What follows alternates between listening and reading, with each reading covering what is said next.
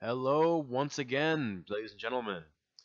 It's Joker216 bringing you another One versus All podcast. And I promise you that is not a mainstay intro. That is simply just, that's me just, going about my business, doing what I do. Plus, it's been a while since the last podcast. A lot has happened that I'm interested in that I feel like talking about. Um, I'll probably stray from these topics, but for the most part, I'm going to stick to them. Um, the first thing, I'm going to get right into it. I saw the Sonic panel that happened last week, and I must say I'm definitely excited for Sonic Forces. Hearing that Sonic Mania was pushed back to the summer is both disappointing but understandable. They wanted to launch, on every system at the same time, and I'd much rather them polish the port than just release a half-assed one because that would suck. And Sonic Forces is coming this holiday season, which pretty much means that, there's little to no hope of me actually picking up Super Mario. I'm sorry, Mario Adventure. I call it Mario Adventure because I'm so up to date, guys. I'm so funny. Am I right? But yeah, I call it Mario Adventure because it's essentially what it is. You know, I could get into the whole Sonic versus Mario argument, but I hate those kinds of arguments, so I'm not going to contribute to them. All I will say on the subject is I have enjoyed Sonic games a lot more than Mario games. By that, I mean I've enjoyed the classic side scrolling Sonic games over Mario World, and I've enjoyed some of the 3D Sonic games over Mario Galaxy and Sunshine and all that, and Mario 64. Like, Mario 64 was good. I'm not saying that Mario sucks. I'm just saying that I personally enjoy Sonic games more than Mario. And I hear a lot of people going, "But Sonic 06, man, that was such a bad game." To which I will agree with you. I'll agree with you, but we as a society need to stop acting like Sonic 06 is the worst game in existence because there are worse games than Sonic 06. There are much worse games out there. Like, I played Sonic 06, okay? And it was bad. Buggy, glitchy, and just boring in general. I had zero interest in the storyline.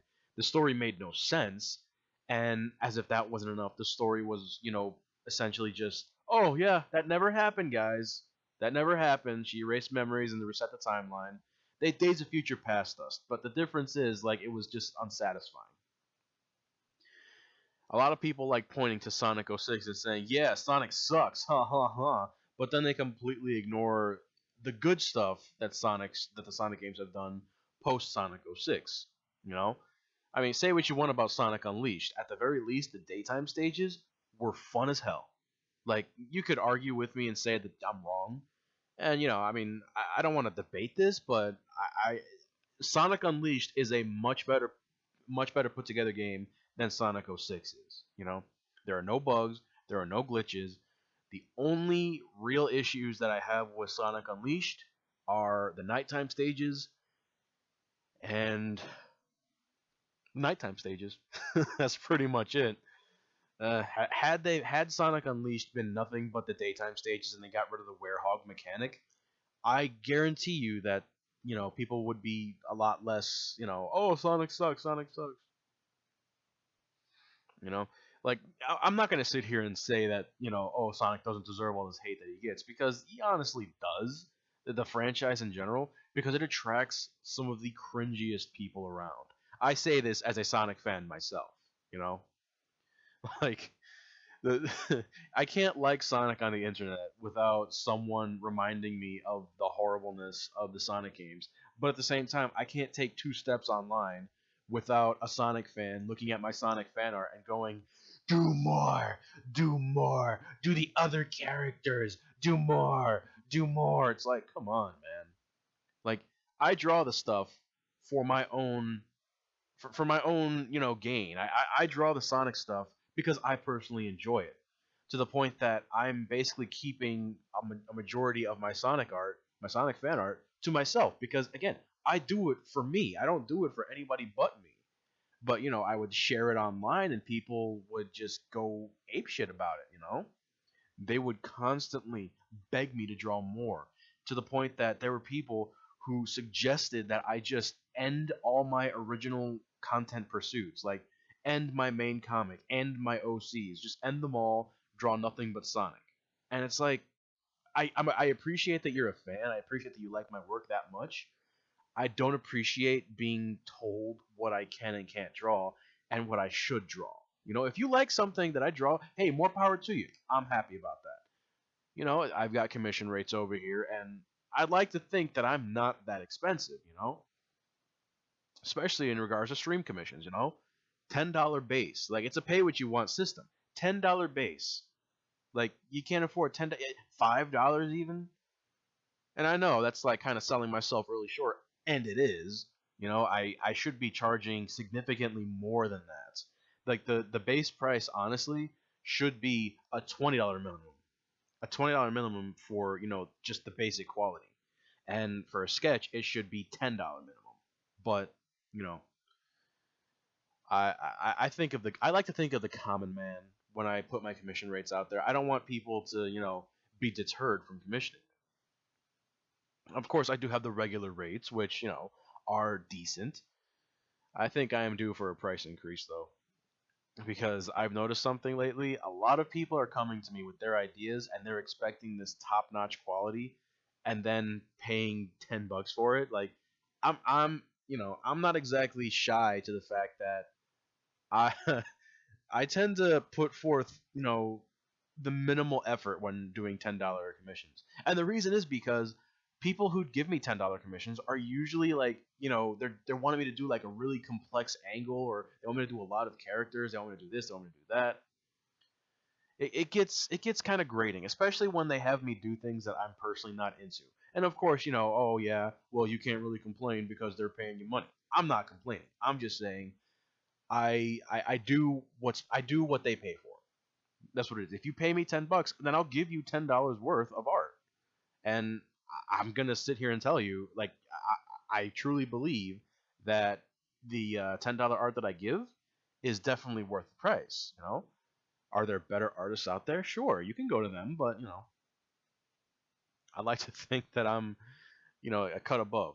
But I'm not gonna try to get too pompous. This isn't me trying to sell myself onto you. This is just a random nerd on the internet talking about his personal thoughts on certain things that he's interested in.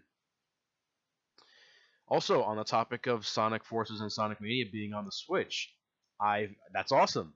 Like, I mean, I was gonna buy both of these Sonic games on every single platform I own. Period. Like, I was gonna get it on PS4, on PC, and on the Switch, and that's still gonna be a thing. I mean, it's not gonna be all at the same time, but over time, I will end up owning a lot of these Sonic games on every excuse me, on every platform that I own available that's available to me. If I can find a Nintendo Switch, Jesus Christ, we're what, 3 weeks into the launch of the console, and I cannot find a Nintendo Switch anywhere. There are no Switches. Like, obviously, the first place I go is Target. Nothing. I go to a different Target, a super Target, because chances are they'll have it. Nope, no dice. And so I go to GameStop because it's one of the only game-specific stores that I could go to, out of stock. As if that isn't enough, the thing that pissed me off about the GameStop one was I went to the GameStop and they had Switch boxes everywhere. They had a stack of Switch boxes on the counter behind them. And so, I see that and I'm thinking, okay, that's how many Switches they have left in stock. And so I'm just like, all right, I'll have a Switch, sir. Do you have any? Sorry, we don't have any in stock. And then, all right, maybe next week. Maybe next week. I'm like, I wanted to ask about the boxes, but I didn't want to press because I didn't want to be a prick about it. I go in the very next week, and he tells us, yeah, we're not we're not going to expect any switches until at least next month, and even then, we're going to get a very limited supply, which that's kind of alien to me. I don't understand what's going on. Why? I don't know if this is like on GameStop's part or if this is on Nintendo's part, but there's apparently a shortage of switches. From what I understand, They manufactured about 200 Switches, not 200, 2 million, and they were using the PS4 launch as the benchmark, something like that. So you know, it is what it is. I don't know how true that is. I don't look up statistics. All I know is I can't find a Switch anywhere at any store that I go to. I even went to Walmart. I went to Best Buy. Every major electronic store that always has latest tech, and none of them have it. It's kind of disappointing because the Switch is honestly an interesting console. It's what I always wanted in a console. Think like it's a console that you can take with you wherever you want. And yeah, I'm aware that there are a lot of malfunctions with the Switch. I guess maybe it was kind of a blessing in disguise for me. And now I'm understanding that they're going to do a holiday bundle with a special edition Zelda Switch, which I still want the Switch, but, I don't know. I mean, they say never buy a console at launch, which, speaking of Zelda, that Breath of the Wild is a tremendous game. It is a fantastic game. I wrote a little mini review for it on my blog, on my Tumblr blog. Those of you who follow me have already read it. And a lot of people have been like criticizing the game on my streams, saying that, oh, I don't like the weapon durability, I don't like the weapon breakage, oh, and I keep dying and this, that, and the other thing. I don't like how fragile the weapons are, I keep dying. I don't like these new hazards, I don't like this, I don't like that. I mean, it's kind of inevitable that people are gonna, just tear the game a little bit because when it got released, it got nothing but tens all across the board. Everybody unanimously loved it, which of course sprung trolls into action and purposely negatively reviewed the game just because they wanted to get rid of its perfect score. And it's like, I see that and it's like we're in an age now where we care more about review scores than the actual quality of the game. And that's kind of sad to me. Like critic culture is something that I really wish would die. I really wish it would die. That's not to say you can't criticize something, okay? You can criticize something all you want as long as you have hands-on experience with it.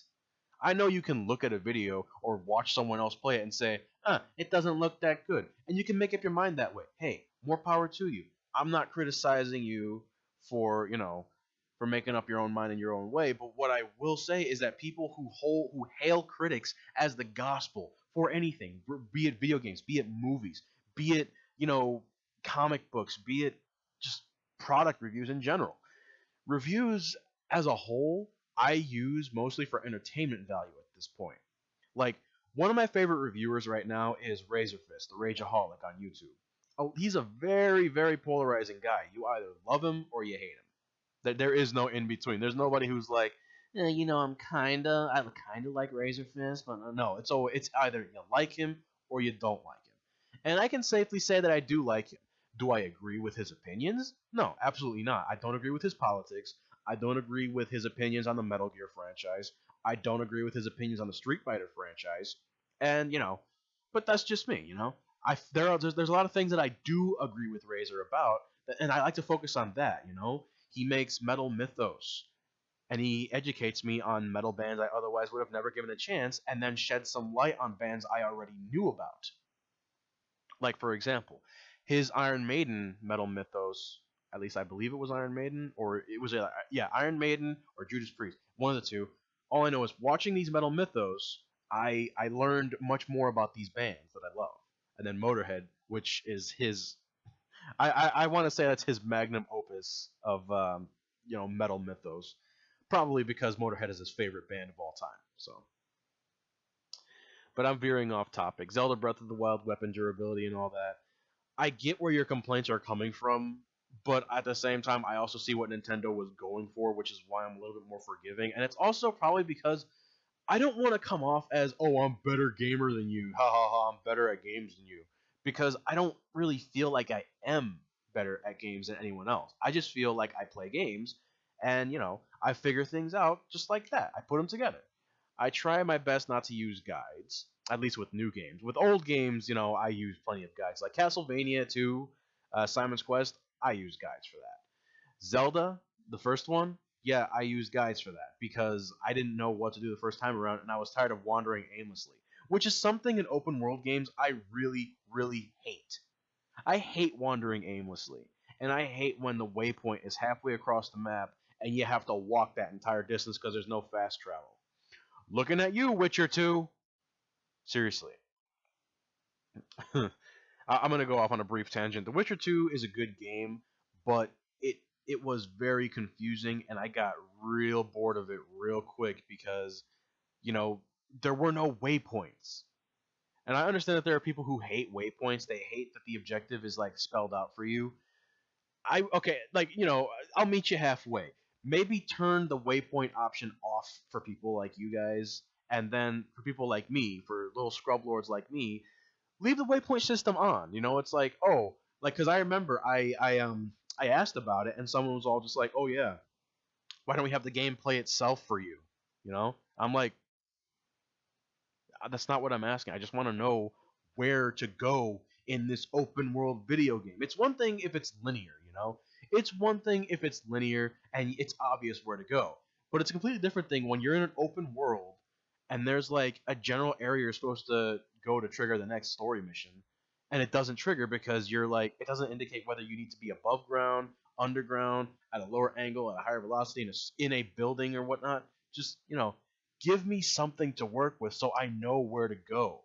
Because, time is money, and I don't like wasting time wandering in video games. I like making progress in video games. Maybe that means I suck at video games. I don't know. But in Zelda, I did not feel like it was okay, it was hard. I'm not going to say it wasn't, but I didn't feel like it was as hard as people are making it out to be. Are there environmental hazards? Absolutely. Is the weapon durability annoying at times? Absolutely. But you find so many weapons in the game that it hardly matters. Like a lot of people are using the two-handed swords. I mean, you're forced to use these different weapons, and if you wander to the right points and you get to the right outposts and whatever, and you activate all the towers, you should have no problem getting around and saving your weaponry. And then as you progress through the game, you get stronger and stronger weapons, all the way up to spoilers. You find the Master Sword, and I know this is going to turn a lot of people off of the game, but the Master Sword, it doesn't break, but it runs out of power, and it'll become unavailable for a limited time, and then it'll reappear. The thing with the Master Sword is the thing with that is like that's only if you use it on common enemies all the time. Like if you go around wandering aimlessly after you pull the Master Sword, which by the way you need 13 hearts just to pull. Um, you go around, killing every enemy with it. The sword will lose power, and that's a good mechanic. It's an interesting mechanic. I like that the Master Sword does not really break; it just runs out of power and becomes unavailable. But during the dungeon bosses, the Master Sword becomes unbreakable. Like especially against the final boss, the Master Sword becomes unbreakable, so it hardly matters to me because the Master Sword is one of the. It's like a weapon that you save for the boss because the Blade of Evil's Bane and all that. It also makes boss fights a whole lot easier. And people say that there's a lack of music in Breath of the Wild. Did we play the same game? Like, were we playing the same game? Did you go to the villages? Because there was definitely music there. Like, have you been to Hyrule Castle? Probably one of the best Hyrule Castle themes that I've heard in my life. Either way, I don't want to spend this entire time gushing about Breath of the Wild. All I will say is that if you have a Wii U, there is no reason to not have Breath of the Wild right now. I mean, if you have money issues or you can't get it right away, I understand. But if you got a job, you got a Wii U, then just go pick up Breath of the Wild because at least you'll get to experience it. You don't need a Switch to play Breath of the Wild. In fact, from what I understand, the performance is better on the Wii U than it is on the Switch because the Switch, from what I understand, has frame rate issues, which personally, frame rate never really mattered to me unless it was like in single digits. But basically, my point is everybody should be playing Zelda Breath of the Wild. I don't care what you're playing it on, just play it. It's an amazing game. It's an amazing experience, and I will definitely say it deserves every bit of those 10 out of 10 reviews. Is it a perfect game? No, no game is perfect. But compared to what has come out in recent weeks, there has been no game to top it. I mean, I started playing Near Automata over the weekend, and it's definitely a fun hack and slash game. But as far as like, does it measure up to Zelda? Not really, in my opinion. In my opinion, I'm gonna put that in bold right there. In my opinion, okay. You make up your own opinion, play the game, you won't regret it. Unless, of course, you just don't like Zelda, in which case, I'm not going to be changing your mind anytime soon. And, I ain't even trying to. I'm not trying to change your mind. I'm just saying that I personally enjoyed myself with this game. I wanted to talk about this one, but I think I'll save this for last because right now I want to talk about the Logan movie. I finally saw Logan a couple weeks ago, and after sleeping on it and seeing it a second time, I truly believe that this is probably the best movie Marvel has ever made. The best movie. I'm not going to get into, Fox versus Marvel. I'm not going to get into this whole Marvel Cinematic Universe stuff or whatever. You know what? No, I lied. I am going to get into that a little bit. But let me just say Logan is it's a great movie, but do not go into it expecting a bloodbath. Don't go into it expecting an action fest. Don't even go into it expecting it to make you feel good coming out. Expect to cry a lot because this movie will get you, and it will get you bad. It is a perfect send off for Hugh Jackman. It is a it perfectly establishes the New Mutants and X-23 and that Deadpool trailer. Seriously, I truly believe if you're gonna go to the movies, make Logan the movie that you go see. It is amazing. It is a great movie. I'm honestly kind of scared now because I feel like Guardians of the Galaxy Volume 2 will not measure up to this in any way. I'm still gonna see it, but I don't think Marvel can do better than Logan right now at this point. There is no way they can top it. I mean, I'm sure, of course, Deadpool, but Deadpool's a different kind of movie. I'd like to address something that I really feel should be addressed. A lot of people are saying that the X-Men movies should just end with Logan, as in, there should be no more X-Men movies after this. One, you're delusional. You are very delusional if you think that this is going to be the last X-Men movie we ever get. Okay? You're very delusional. You can wish all you want this is the last X-Men movies. You're delusional if you think that's happening. We got Deadpool coming. Supposedly there's an X-Force movie in the works. There's a standalone X-23 movie, and then of course there's the First Class era, which they're going to do more of. And say what you want. Oh, it's going into mediocrity, blah blah blah blah blah. You know what? No, it isn't. That's just your opinion. Not everybody agrees with you. I enjoyed Apocalypse. My brothers enjoyed Apocalypse. All the people in the theater have enjoyed Apocalypse. And a lot of the people that I talk to have enjoyed Apocalypse. But this isn't about Apocalypse. This is about the fact that the X-Men movies aren't going anywhere. And they should not end with Logan. Logan was a send-off to the Wolverine, not the X-Men.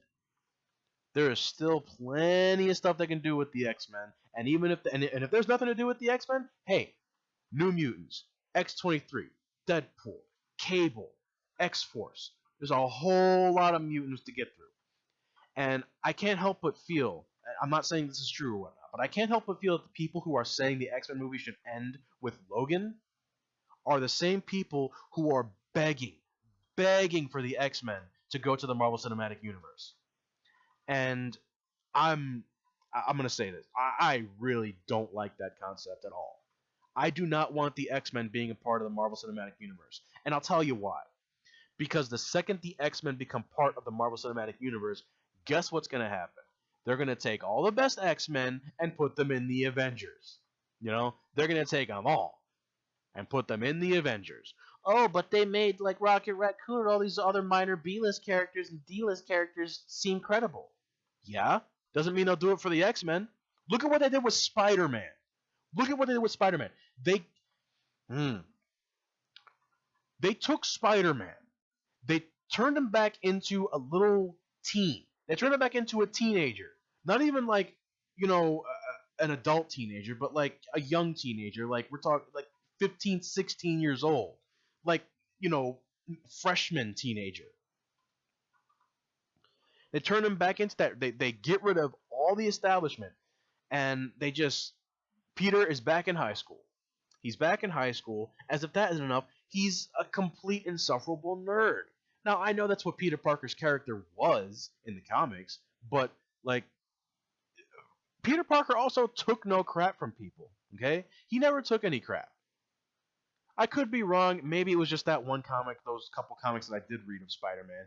But they took Spider-Man, one of the best heroes, one of my favorite Marvel heroes, and they essentially cut the legs out from underneath him, and you know they turn him into Tony Stark's little puppet, little soldier, you know,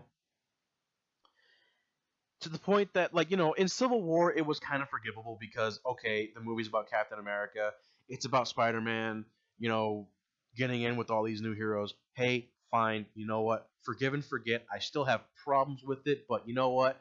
Maybe Homecoming will be better. Maybe Homecoming will give us the Spider-Man that we deserve. Nope. I saw the trailer. I'm not gonna okay. I haven't seen the movie. I'm not gonna pass judgment on a movie I haven't seen. I'm going to pass judgment on the trailer that I have seen. In the trailer, it's nothing but Spider-Man wanting to be a part of the Avengers, Tony rejecting him and telling him to focus on your studies, kid. It is Spider-Man trying to prove himself as a hero, and it's like, this what? Like, why? Why? Why? To the point that Vulture, Tony Stark tells Spider-Man not to worry about Vulture. Like I have problems with the Marvel Cinematic Universe Spider-Man period because he didn't become Spider-Man by himself. Oh sure, he got the web shooters. Sure, he had that bootleg suit. Sure, yeah, he was Spider-Man by himself and whatever. But without Tony Stark, he is not Spider-Man. Like he was just Spider Kid, Spider Boy, some kid with spider powers. He wasn't Spider-Man, and that really pissed me off. That pisses me off. It pissed me because if the entire I could be wrong. Maybe the trailer is misleading. Maybe Robert Downey is not in this movie as much as he appears to be. And then maybe the ending scene of the trailer where Spider-Man is swinging alongside an Iron Man. Just see, I can't even get my thoughts together because it pisses me off that badly. Like I want a Spider-Man movie. I don't want the Avengers featuring Spider-Man. I want Spider-Man. And I'm not getting Spider-Man from this kid. I'm not getting it. I'm sure Tom Holland is a good actor. Maybe he'll wow me. Maybe it'll be good. Maybe. But I'm not holding my breath because I mean they had an easy out, an easy way. They could have done something to appeal to their, political correctness. They could have easily done like they could have just held on to Andrew Garfield, put him in Civil War, give him the Iron Spider suit, have the Iron Spider suit, malfunction, have him go back to the original suit, have Spider-Man Homecoming be, another romp with Andrew Garfield, but this time, maybe do it right the way that you guys like, and then like, at some point kill off Andrew Garfield's Peter Parker and introduce the new Spider-Man, Miles Morales, played by actor of your choice. I believe people were saying that Donald Glover was going to play Miles Morales. I don't know.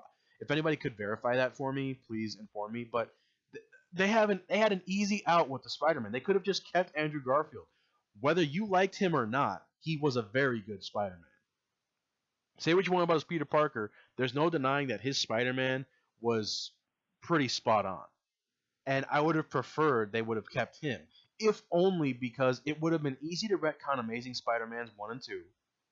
And even if you didn't want to retcon it, you could have just done a Deadpool thing.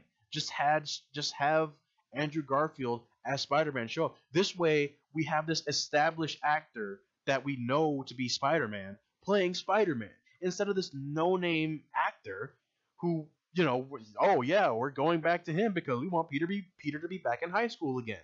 and people are praising this, while at the same time criticizing the hell out of Marvel Comics, the comics, for never letting Peter grow up. Which, again, is a problem that I've had with Spider-Man. They won't let Peter grow up. They keep rebooting it over and over and over again. It's pathetic because in 2012 we got a Spider-Man reboot we didn't need. I'm not gonna sit here and say I didn't enjoy it. That was my brother texting me. Anyways, I'm not gonna sit here and say that I lost my train of thought. I'm not gonna sit here and say that the Amazing Spider-Man was a movie that I was asking for, but it was definitely a fun movie. I enjoyed it. Was it a little down? Would I have preferred Spider-Man 4? Absolutely. I would have preferred Spider-Man 4. But we got it. I saw it. It wasn't bad. And, that's all I have to say about that. Amazing Spider-Man 2, I still enjoyed it, but to a lesser extent. It was definitely a very messy movie. But, I'll delve more into the Spider-Man stuff at a later date. Uh, uh, I was going to talk about the WWE page leaks, but I don't think I don't think that's a good. I don't think it's a good time to talk about that. I'll just end with the Spider-Man talk, and next time I'll go deeper into the Spider-Man stuff, and then I'll address the page leaks. Because anyone who knows me, they know that I'm a major Page fan. Anyways, thank you for listening to me, guys. Thank you for just giving me 31, 40 minutes, 40 seconds of your time. And I hope you continue to listen. And if you like this, give us a like, man. Give us a like. Give us a subscribe. Hell, ask your questions. Ask me questions, and I'll have like a small little segment during this podcast where I answer your questions. If you want, I mean, it's not necessary because I'll always have something to talk about. Anyways, this is Joker216 signing off for today. I will see you guys next time. Bye.